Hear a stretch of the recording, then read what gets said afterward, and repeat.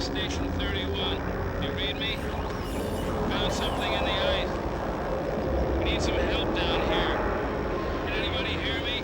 At first I didn't want to remake the thing because of my fondness for the original film, which I saw as a kid, and it scared the hell out of me. Universal had the rights to remake it. And so they approached me and could we remake the thing in a different kind of way. I guess they had tried several versions, and I came up with the idea of going back to the original novella, Who Goes There, by John W. Campbell, Don Stewart. And Hawks's movie, the 1951 The Thing from Another World, had departed a great deal from that. Had gotten rid of the imitative idea, had gotten rid of a lot of that kind of material. So I decided to return to those roots and basically reinvent the whole film. Where no one can see it, or hear it, or feel it. I was excoriated for the thing for a lot of different reasons, but I think the biggest reason was that I showed it. You know, there's an unwritten law in Hollywood that what you don't ever do is you don't show the devil or the monster. You have to keep it in the shadows, because that's the tasteful way. I think that comes from a really kind of cliched 1940s movie called The Bad and the Beautiful. Kirk Douglas is his producer, and he's looking at these terrible cat costumes, and he says, well, we'll keep them in the shadows, and that's the elegant way, the old-fashioned. In The Thing, we decided to bring it right out in the light and show it to you. Maybe it was a mistake, but I think it was certainly the vision that I wanted to create.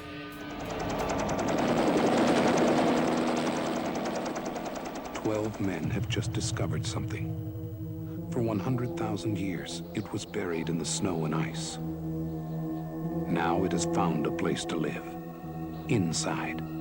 We basically had 3 sections of shooting. There was a pre-production unit. We went up to the Juneau ice fields. These are vast ice fields above Juneau, Alaska. And we spent 2 weeks shooting this little base. Big old crew. Well, it was grim up there. It was grim. We shot helicopter shots, vista shots, etc., with stand-ins. And then we spent several weeks shooting on sound stages, refrigerated sound stages, and this heat wave in Los Angeles. So it'd be 104 outside and 30 some odd degrees, 40 degrees inside. So we all got cold. Then we made the trek to Stewart, British Columbia, which is a little border town. And nobody claims that the last time they had a police department there, the town burned it down and ran off the cops. So it's lawless. It's like the old frontier. And these Hollywood crew and actors come stumbling in there. We shot up on top of a glacier, and it was grim. We had to travel up every day by helicopter. The stories of survival on that shoot are pretty amazing. I know I'm human. Some of you are still human. This thing doesn't want to show itself. It wants to hide inside an imitation. It'll fight if it has to, but it's vulnerable out in the open. If it takes us over, then it has no more enemies. Nobody left to kill it. And then it's won. I met Kurt in 1978. We were doing a TV movie about Elvis. He played the leading part.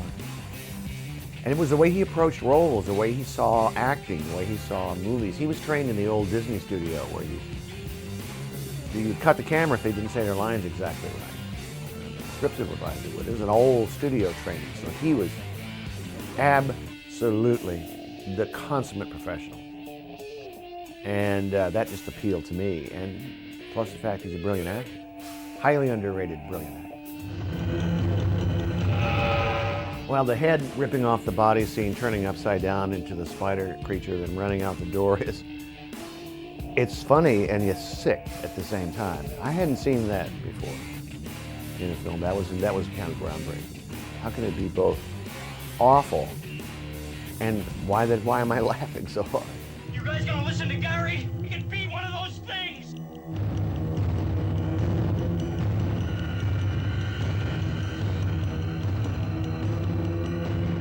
I don't know that I have the gigantic fond memories of that movie. That was one of the toughest films ever to make. That was very difficult. And it was hard to, at one point in film, it was hard to embrace the darkness of it. And my editor had to tell me one day, you gotta embrace the darkness, you gotta That's what this movie is. That's your job. You have to. So I did. It wasn't a pleasant trip down there, but there's a little room, I think, in everybody's mind and in view of the world and universe that sometimes you don't want to spend too much time in. I had to spend a good year and a half in there.